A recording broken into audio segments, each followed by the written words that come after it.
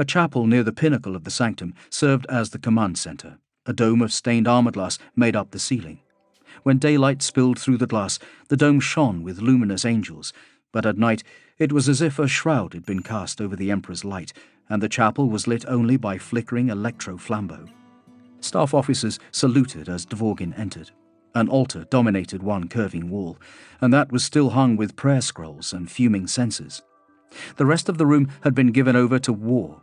Incense coiled across orbital picts affixed to the stonework with brass nails. Banks of cogitators and data looms crowded the floor. Power cables wormed out of the chamber through a hole knocked through the wall. There were maps and parchments unfurled across the lids of sarcophagi, and the faces of revered cardinals were uplit by the hololithic glow of chart tables. Members of all the forces on Gathalamor were represented. Mordians, Sister Sages, Colonel Chieftain Jurgen's Phyroxian staff, with their stiff sashes of grox leather, higher ranks of the remaining planetary defense units, who were bowed by the shame of their comrades' betrayals, the Strategos Castellans of knightly House Camidar in rich purple, and a smattering of others.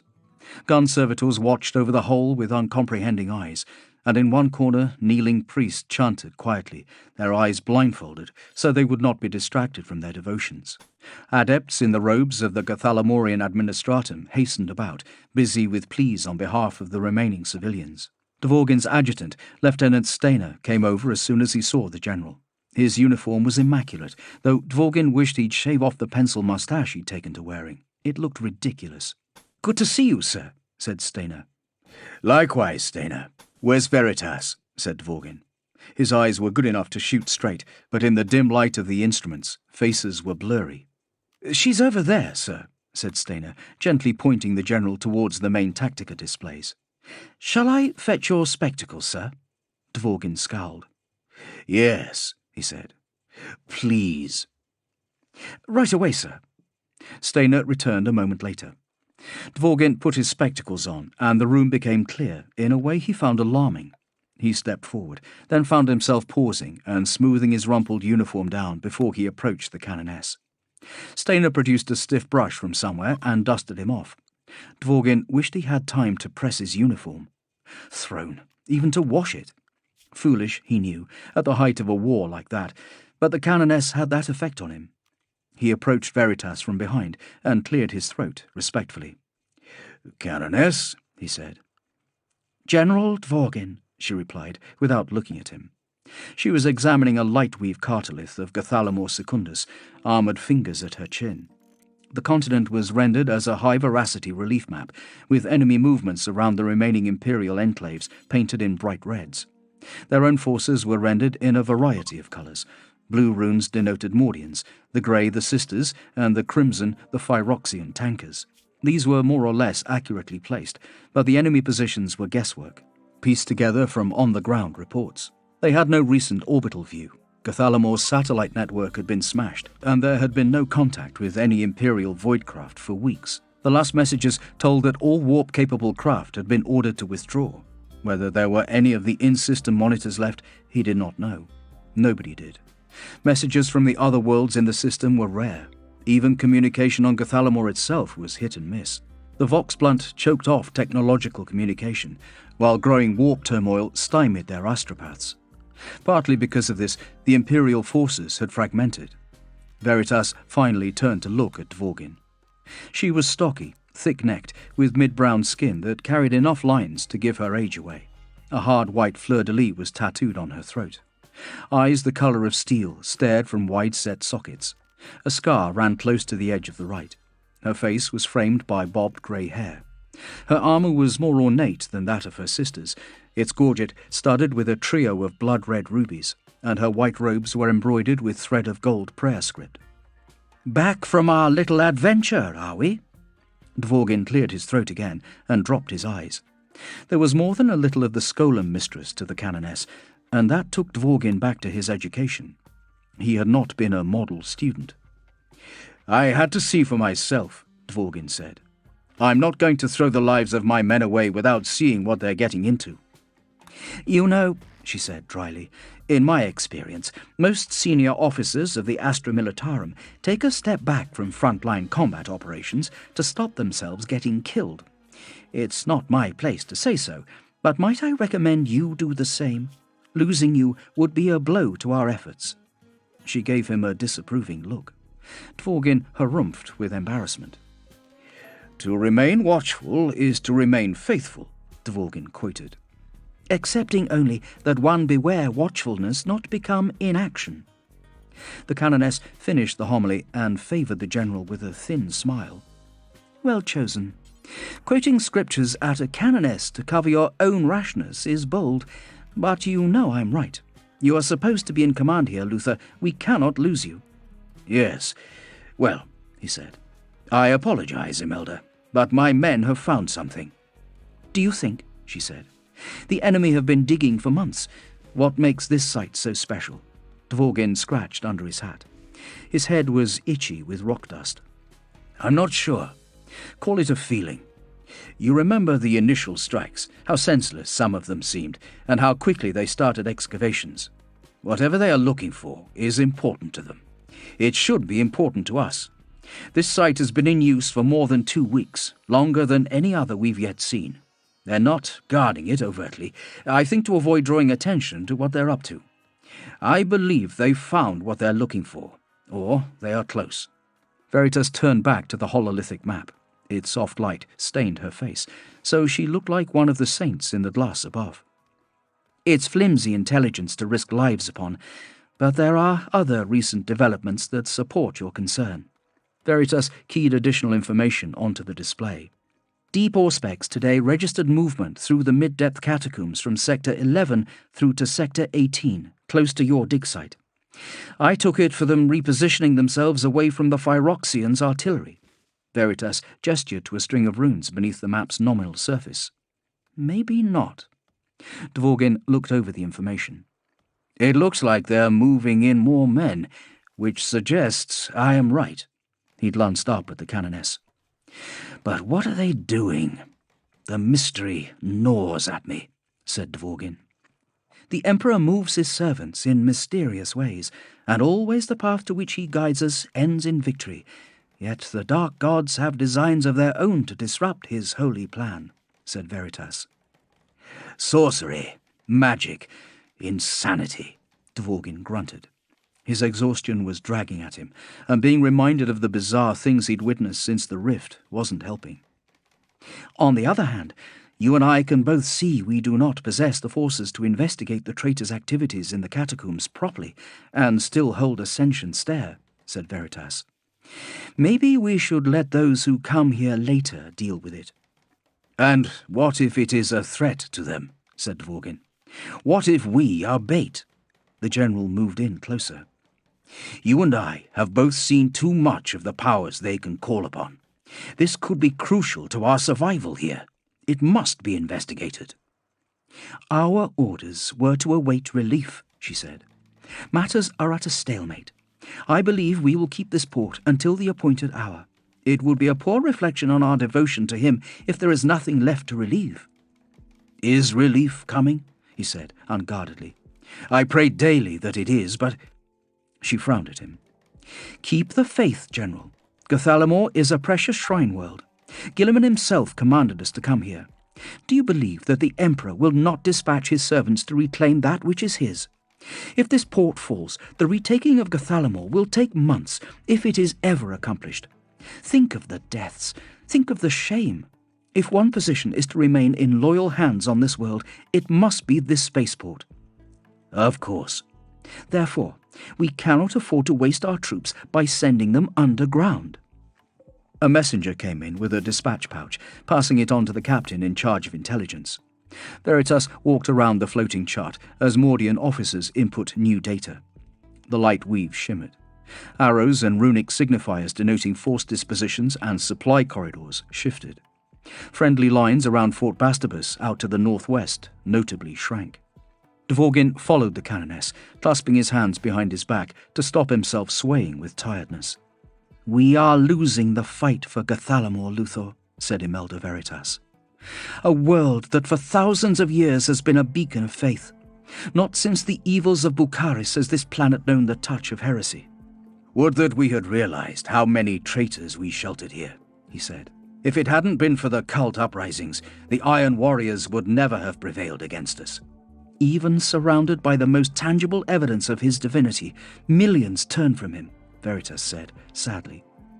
Was it fear, weakness of spirit, madness even? Dvorgin said.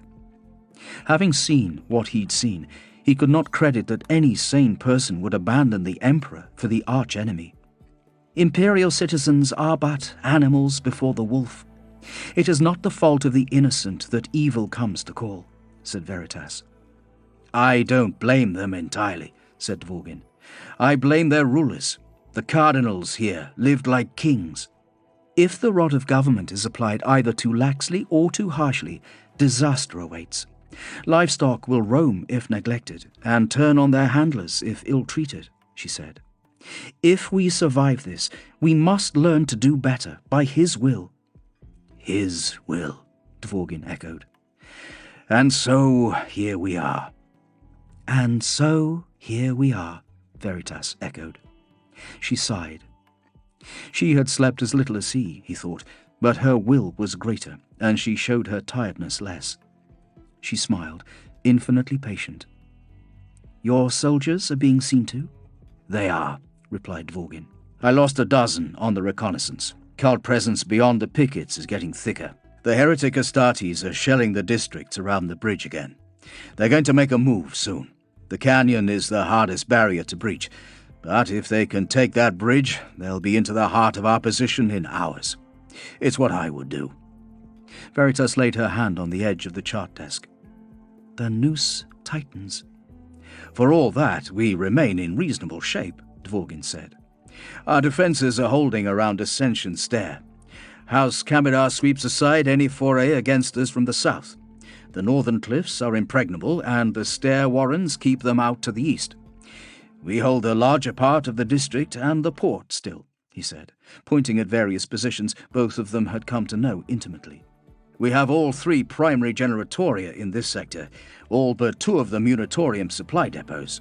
The defense batteries and void shields over the port remain operational, keeping the enemy fleet below the horizon and out of direct fire lines, which keeps our voids up.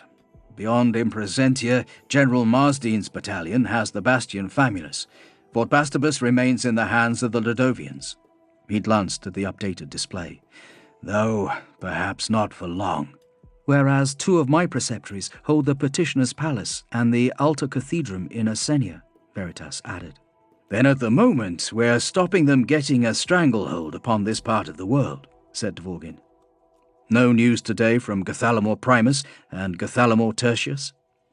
We keep trying, but the Vox Blunt confounds us. If the Emperor knows the fates of the other continents, he has not seen fit to share a revelation, said Veritas.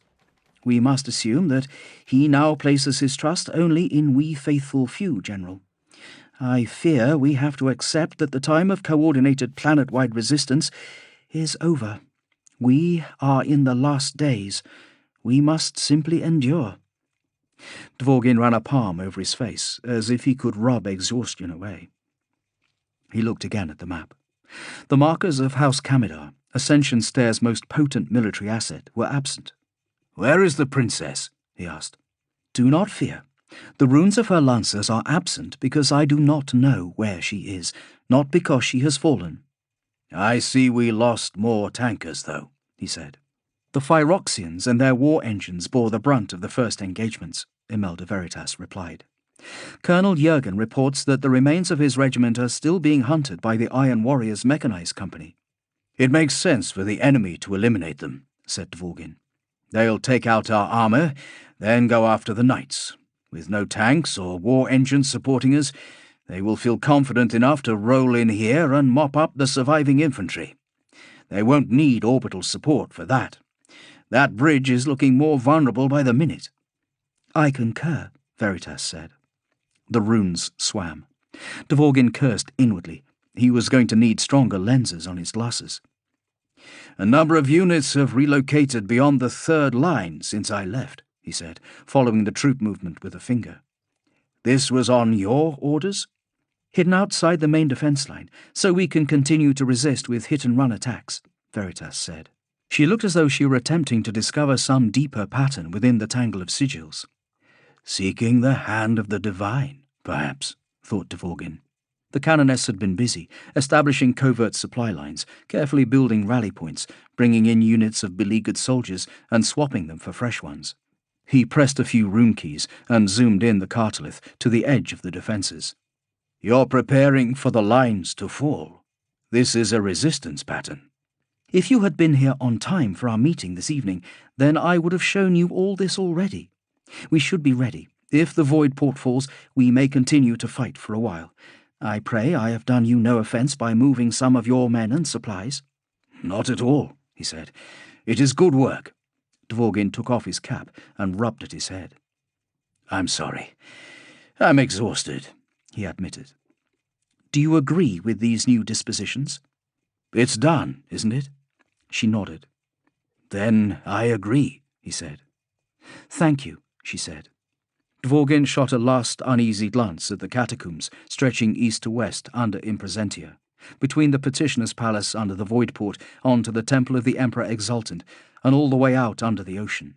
Not for the first time, and despite the heresy of the sentiment, Dvorgin found himself wishing that he knew the minds of his traitorous enemies. What he wouldn't give to know what they might do next. "Well then," he said, "our first priority is to prepare for an attack over the bridge. I'm going to form a detail to get into the catacombs."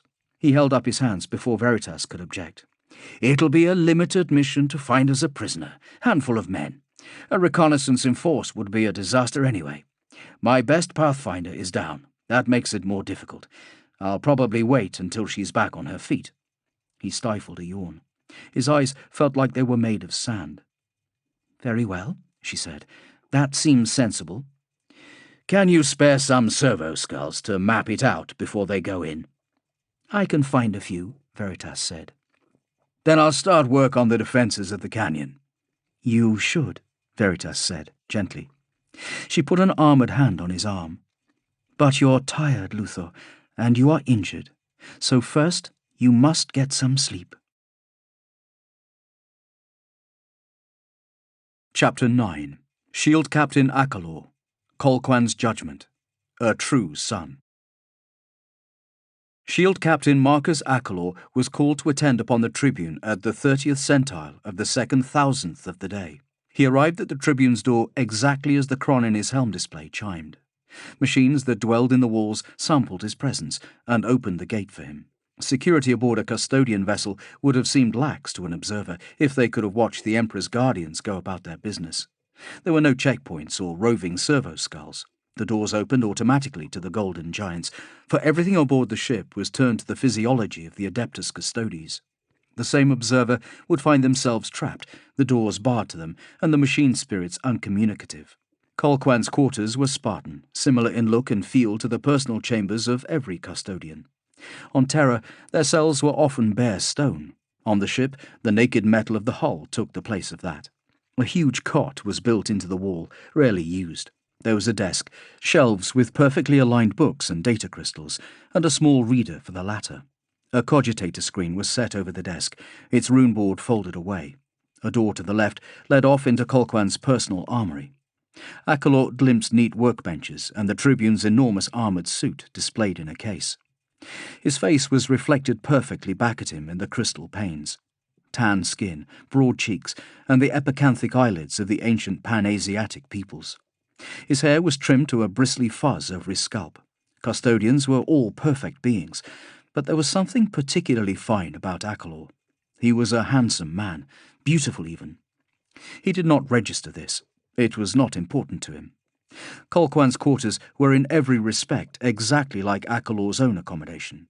Seeing that the Tribune was neither in the main living area nor in the workroom, Akalor went through the door in the right-hand wall into Colquan's final room, and this alone had any sign of luxury or adornment. Colquan differed to Akalor in that respect. The Shield Captain's rooms were austere throughout, but whether it was because the Stratarchist Tribune must receive visitors more often or from personal taste, Akalor did not know. Despite their common manufactured natures, custodians had their own quirks, and Akalor did not know Moldavar Colquan well at all. There was a loom in one corner, bearing a half-finished carpet of fantastically complicated design, a variety of musical instruments made to suit a custodian's stature, and a stack of papers on a carved table. All were perfectly made, all almost certainly by Colquhoun himself. There were several chairs in the room, pushed up against the wall, a couple of which were made for standard humans, and therefore seemed ridiculously tiny. Colquhoun sat cross-legged upon a rug, his hands turned palm up on his knees, his back straight and eyes closed. Akalor stopped on the metal, not wishing to intrude upon the field of cloth, and waited. He did not announce himself. Even if Colquhoun were lost in meditation, he would know Akalor was there. Not least, he could have relied on Akalor's timing. Like most of his kind, Akalor was punctilious about punctuality. The Tribune took 3 deep breaths, then 3 short, loud ones, a pattern Akalor recognized from the Yogantha techniques. He raised his arms high over his head, opened them. Only then did he acknowledge his visitor. "Captain Akalor," Colquhoun said. He got to his feet. "I thank you for your attendance." "You summoned me. I obey, Tribune," Akalor said. He saluted his superior. Colquhoun went to the side table and poured a measure of liquid into 2 goblets and handed one to the shield captain. Akalor lifted it to his nose and inhaled. "Vervain flowers?" he asked. Colquhoun nodded. "I have developed a taste for them," he said. "Funny." He drank the flavoured water down. Colquhoun had a bullet-shaped head that rose without the inconvenience of a neck from hugely muscled shoulders. Akalor watched him, this man elevated suddenly to the highest rank. There were only 2 tribunes, and they answered directly to Captain General Trajan Valoris. As Stratarchus Tribune, Colquhoun was responsible for all off-terra operations of the Adeptus Custodes. In Fleet Primus, he was the will of the Captain General. Colquhoun finished his drink and put it down. He moved with a supreme control common to all their kind, but it had an edge of abruptness to it that sheared it of grace. He was of the dread host, a great warrior. "This is a violent man for violent times," thought Akalor. He doubted Trajan Valoris would have chosen Colquhoun otherwise. Even so, in Akalor's opinion, excellence in the blood games was not sufficient justification for such power. Akalor swallowed a mouthful of his drink. "Pleasant," he said.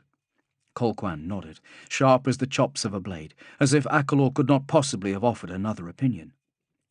"I will sit," said the Tribune. Akalor was fully armoured, and so remained standing.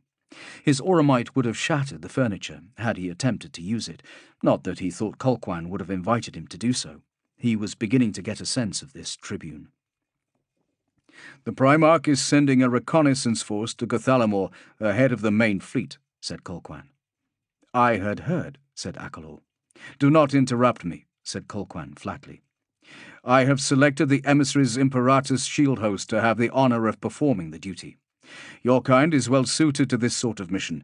I have chosen you to lead. Your current orders are rescinded." "Thank you, Tribune," said Akalor. "If I may, I had anticipated that you might order this to be so, and have taken the liberty of drawing up a plan of action." "You were the logical choice, so you were not presumptuous," said Colquhoun. "But I do not wish to hear your plans. You are here to receive orders. Listen to me." "Yes, Tribune, as you command." "You will select 4 of your brothers from among your host, no more." Ashalor frowned. "I had thought to request 30. 30 is enough to take a world," said Colquhoun. "My reasoning," said Akalor, "we do not know what we will face." Colquhoun stared at him. He seemed used to anger.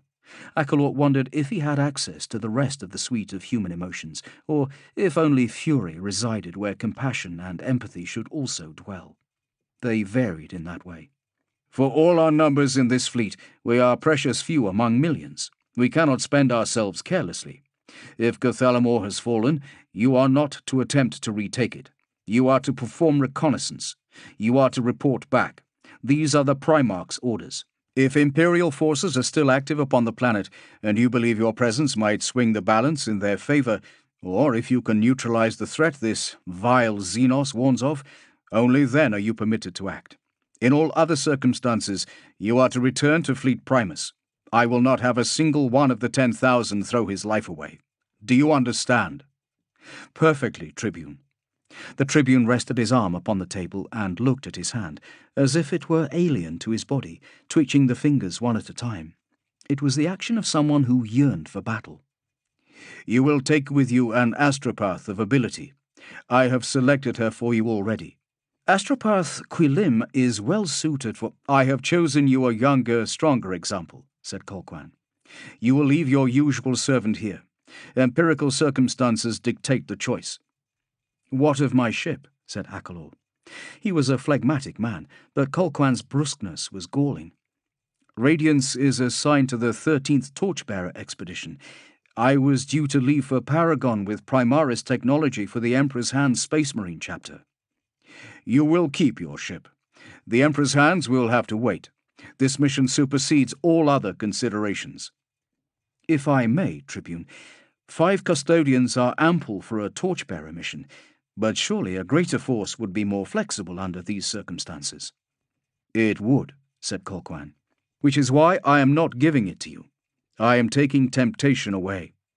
I know of you, Akalor. You are a careful warrior, but you err too far on the side of heroics. By restricting your entourage, I restrict your options. You will, however, be accompanied by 30 Space Marines, Primaris warriors of Dawn's line. They are led by a warrior of the Primarch's choosing. This is Lord Guilliman's will. Unnumbered sons, said Akalor. All of them, said Colquhoun. Further, this Brother Sergeant Lucerne, the Lord Primarch has chosen to lead them, is a religious warrior, unusually.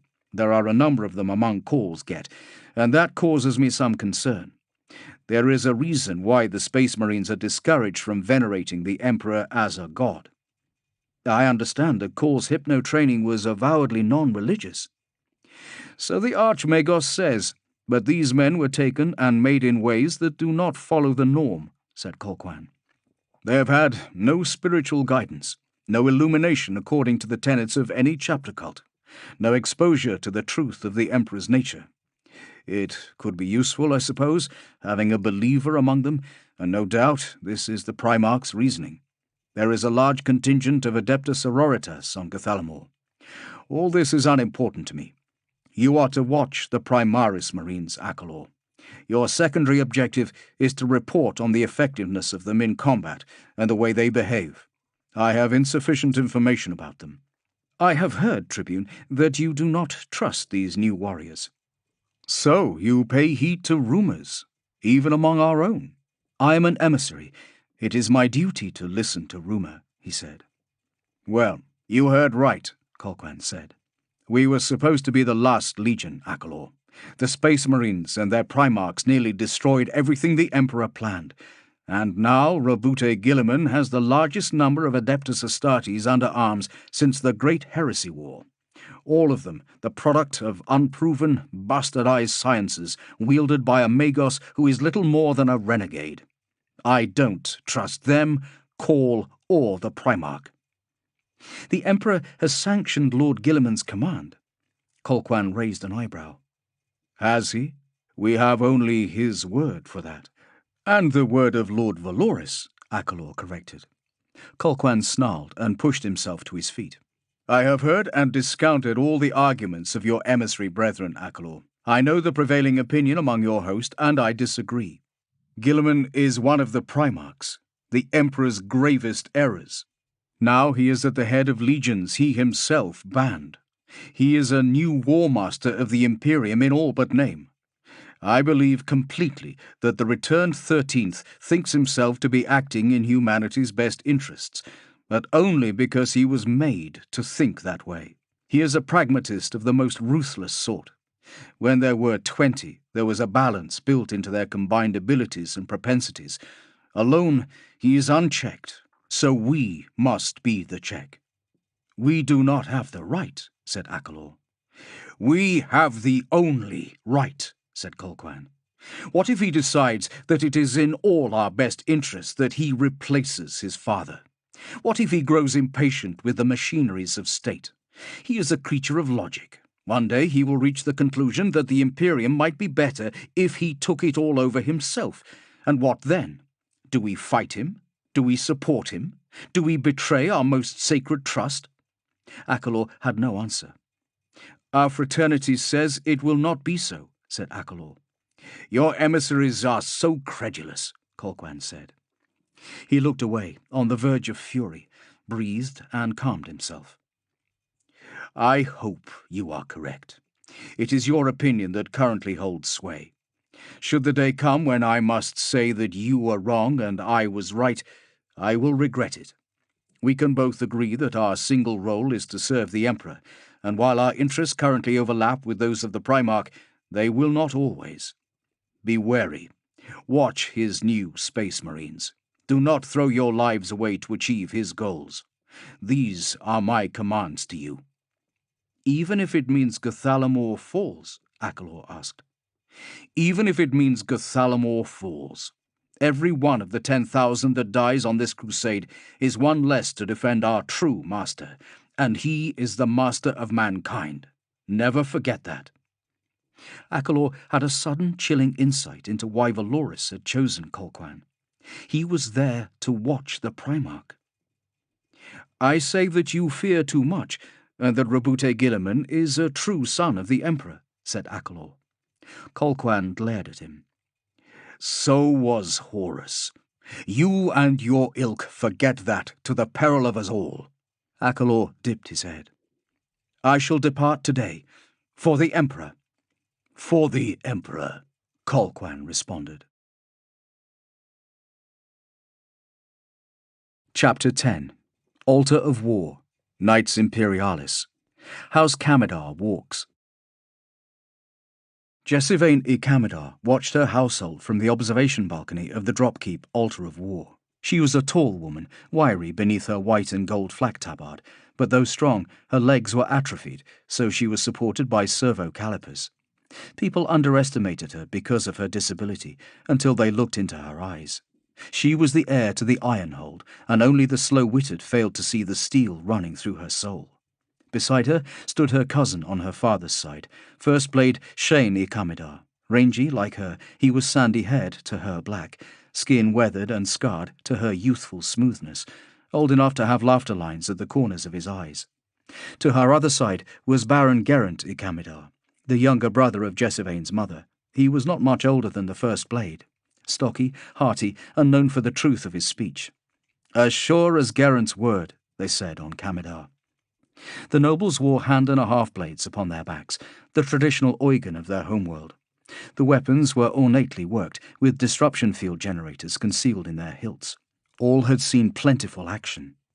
About the nobles spread the ironclad vastness of the Altar of War's command centre. 100 feet up and to their rear, a choir raised their voices in vox-amplified hymns that stirred Jessivane's heart.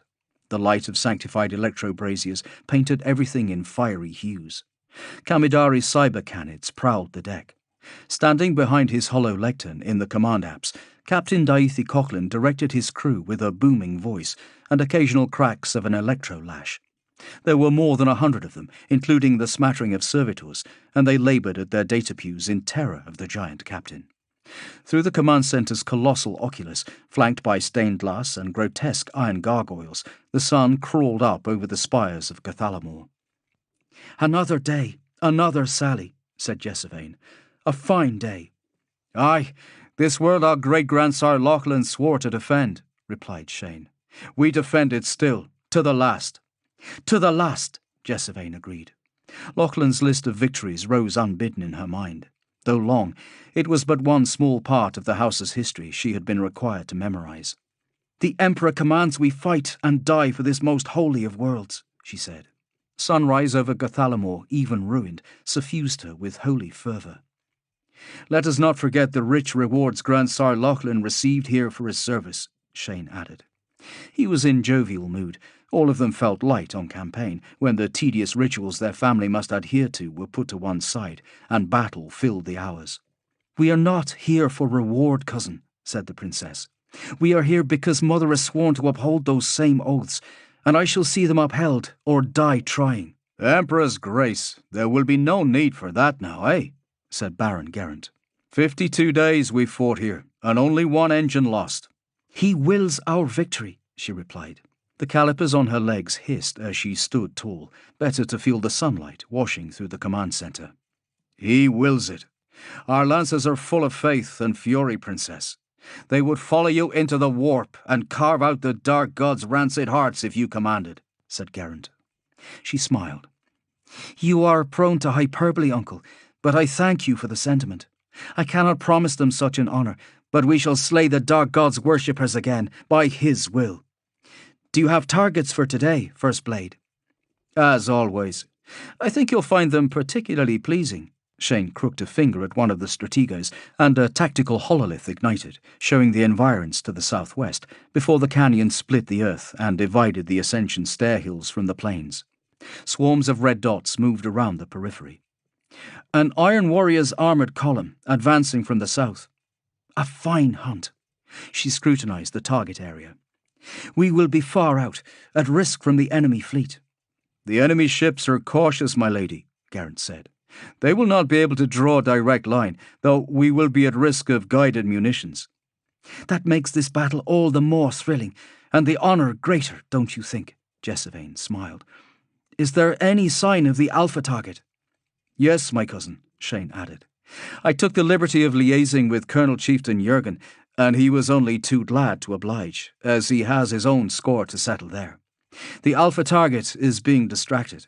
2 squadrons of Phyroxians have laid the trail and the bait. With luck, they may fell him themselves. Meanwhile, we can winnow the numbers of this column more easily with him absent. She frowned solemnly. To hunt the Alpha predator, first diminish his pack. My thoughts precisely, Princess. Let us give our hopes to the Emperor that the Phyroxians survive, but let us not wish them too much good fortune, for I would kill the Alpha myself. Shane grinned. It would be only right. To battle, then, she said. To battle, Shane and Garrett echoed. Princess Jessivane sighed as her neural jacks connected with the ports in her spine, and the throne mechanicum lowered itself gently from the arming room. There was no rush today, no need for the bone-jarring slam of hasty interface, and she entered her steed sedately. Control panels and vidscreens rose up to meet her. The throne mated with its sockets in the cockpit, the hatch closed softly, and she was within her knight, in Sendor. It was quiet before the reactor lit. The instruments were silent. The baroque metal throne cradled her. She was at peace. She could have fallen asleep, she thought. The cockpit vox let out a rasp. "Connection secure," one of her sacristans droned. Jessivane struggled to tell the monastic tech adepts apart. Their machine-modified voices were identical. "Reactor ignition in 3, 2, 1. Incendor shook. Ready lights flickered on all around her. Screens lit. The cockpit filled with the whine of electronics and mechanisms at work, and under that was the constant, terrible hum of the Knight's plasma reactor. When it was active, the whole construct trembled, as if with restrained rage. "Plasma reactor active. All praise the Omnissiah. Initiating MIU link." Jessivane grinned, partly in pain, partly in joy, when the cable connecting her to Incendor pulsed. As the white leather saviour straps of the throne held her physical self, so the mind linked her soul. A tension passed over her head, back to front, and she bit back a cry as her mind expanded to join with a cool, dark space. Presences shifted in that gloom, fluttering around her soft as moth's wings, offering sensations of fealty, pride, and piety that transcended words. "My ancestors, Emperor's grace be upon you," she whispered as the mind link settled. Incendor's cogitation units came online, and screeds of data overlaid her field of vision. "Rejoice, for this day we go to battle again, to fulfill our oaths and to deliver a benighted world back unto the light of the Master of mankind." Thoughts from other souls passed eagerly through her. Phantom hands grasped her wrists in the echoes of warriors' handshakes. The ghosts of her ancestors settled behind her eyes. She was Incendor's pilot. She was its master and the one who led the household, yet her ancestors would be there to aid her. Behind them, Jessivane felt another presence, huge, brooding, and monstrous, the machine spirit of Incendor. The Knight's reactor rumbled its welcome, and she replied with a wordless rush of joy. Jessivane was heiress of a ruling noble house, a pious servant of the god Emperor. She was the girl who had never allowed anything to hold her back, the woman who followed in her mother's cinder-strewn footsteps. For all that, when she went to war, she became so much more. Here, with Incendor, she was the Knight of Thorns. She opened Incendor's marvellous eyes, remaining half aware of the whirring, glowing cockpit her mortal form occupied. Laid over it, and far more arresting, were the flashing amber lumens of the entombing chamber. She looked down and saw the gleaming white ceramite of her war limbs. She turned Incendor's head and saw the other knights awakening as their pilots established their neural links. One by one, the war engines straightened, raising up their humped backs, their heads jerking and looking about as their engine stacks snorted plumes of exhaust. Jessivane reached out with her mind as her hands flickered across familiar controls, activating the rest of Incendor's systems and bringing his weaponry to life. She chanted the cross-check litany as she did so. "Thunderstrike gauntlet roused." "So mote it be," her sacristan echoed. "Iron shield set. Let his light be your guardian and your guide. Motive actuators aligned. From the power of the machine cometh the victory of the righteous. Conflagration cannon roused.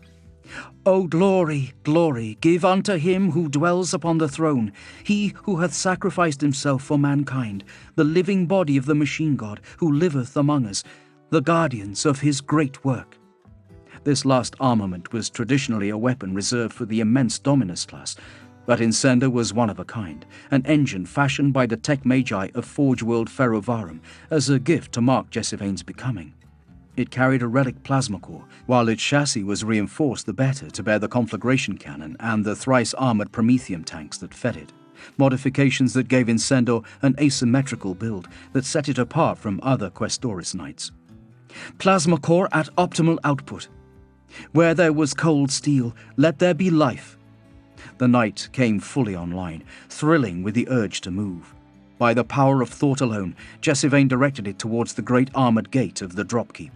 Servo actuators whined. Plasmic energy flowed hot through mechanical arteries. Incendor took one long stride, then another, ironclad feet booming on the decking. Around Jessivane, the other nobles were moving forward, coming into a line behind her. Sacristans thronged their feet, ringing gongs and pounding drums, singing praise to the Emperor and the Omnissiah, while cyber cherubims swooped among them, wielding aspergillums. Sacred oil spattered on the upturned faces of the rapturous priests and anointed the pristine armor of the war engines. "Knights of House Kamidar, are you ready to serve your queen and your emperor?" asked Jessivane over the vox. Her heart was pounding in time with Incendor's reactor, and her soul sang. "We are ready! Praise the Golden Throne!" her nobles cried in response. The last word from Captain Coughlin had been that the enemy fleet was on the other side of the world. Taking into account time to detection and requests for support getting through, once combat began, House Kamidar had maybe an hour, 2 at most, before the enemy would be in a position to target them from orbit. The ships were the greatest threat to House Kamidar, forcing them to operate close to the protection of the Voidport defense lasers. Otherwise, the enemy had little that could touch the knights. "Oh, Emperor," she thought, "we shall serve you well."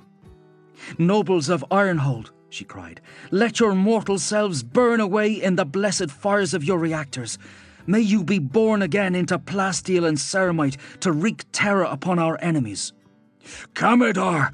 Ironhold! Victory!" they roared. Klaxons blared. The armoured gates of the dropkeep opened onto the landing pad it occupied. A few miles away, the void shields made the air sparkle. Beyond that was the enemy. "Forward!" she cried. "Forward for Kamidar!